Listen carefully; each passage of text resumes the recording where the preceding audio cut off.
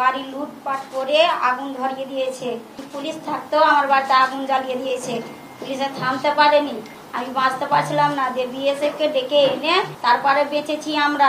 অশান্তির জেরে মুর্শিদাবাদের ঘরছাড়া পরিবারগুলির একাংশকে নিয়ে বুধবার সোজা রাজ্য পুলিশের ডিজির সঙ্গে দেখা করতে ভবানী ভবনে পৌঁছন রাজ্য বিজেপির সভাপতি সুকান্ত মজুমদার। কিন্তু ডিজির সঙ্গে দেখা না হওয়ায় রাস্তায় বসে পড়ে বিক্ষোভ দেখাতে শুরু করেন তাঁরা।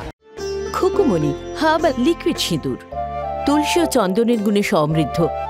এটি ত্বকের পক্ষে যেমন সহায়ক, ব্যবহার করাও তেমনই সহজ। এর মধ্যেই ডিসি সাউথ এসে সুকান্ত মজুমদারের সঙ্গে কথা বলার চেষ্টা করেন। ডিজির সঙ্গে দেখা করতে সন্ধ্যের পরও ভবানী ভবনের সামনে ঠায় বসে থাকেন মুর্শিদাবাদের ঘরছাড়া বাসিন্দাদের একাংশ।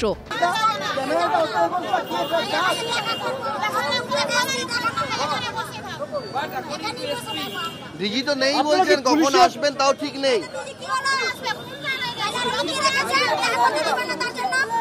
পুলিশের উপরে ভরসা রাখতে পারছেন না, কি চাইছেন আপনারা? ওনারা বলেছেন ডিজি মিটিং এ ব্যস্ত। কি মিটিং আমরা জানি না, কোথায় আছেন কেউ বলতে পারছেন না। কোথাও একটা আছেন বলছে মিটিং এ আছে। আপাতত মনে হচ্ছে উনি নিখোঁজ। পাওয়া গেলে পরে তখন উনি আসবেন। সাহেবের হয়তো আত্মমর্যাদায় লাগছে, কেন আমি ভিকটিমদের সাথে দেখা করব।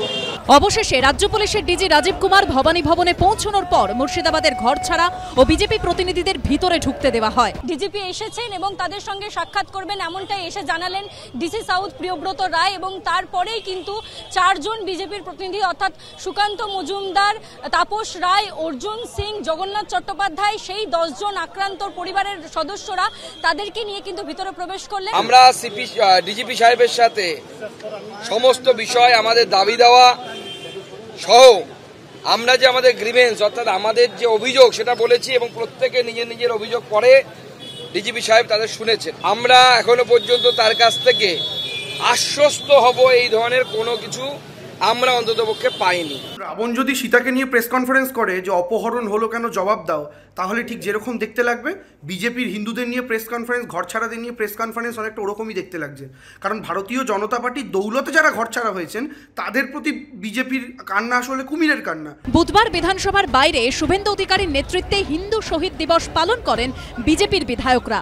রাস্তায় শহীদ বেদি তৈরি করে মালা দেওয়া হয়।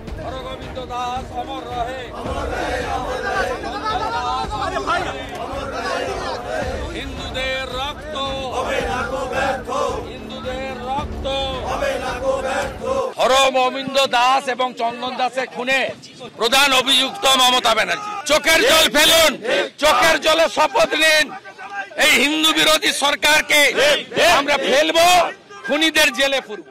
মৃতদেহের উপরে দাঁড়িয়ে রাজনীতি করাটাই তো বিজেপির স্বভাবসিদ্ধ ভঙ্গি। আমি তো এক্সপেক্ট করেছিলাম হিন্দু শহীদ দিবস শুভেন্দুবাবু আপনারা সেই দিন পালন করবেন যেদিন এদেশের কোটি কোটি হিন্দু ভক্তির টানে বিজ্ঞাপন দেখে, বিজ্ঞাপনে প্রভাবিত হয়ে মহাকুম্ভে স্নান করতে গেলেন নিজেদের আস্থার জন্য, নিজেদের বিশ্বাসের জন্য। আর সেখানে আপনাদের যোগী আদিত্যনাথের প্রশাসনের দুর্বলতার জন্য, প্রশাসনের ত্রুটির জন্য, ব্যবস্থাপনার ত্রুটির জন্য শয়ে শয়ে হিন্দুকে প্রাণ দিতে হলো, পদপিষ্ট হয়ে মরতে হলো, যার হিসাব পর্যন্ত আজ পাওয়া গেল না। সব মিলিয়ে মুর্শিদাবাদে ওয়াকফ প্রতিবাদে অশান্তি ঘিরে তুঙ্গে চাপানো তোর। অনির্বাণ বিশ্বাস ও ঝিলম করঞ্জাইয়ের রিপোর্ট, এবিপি আনন্দ।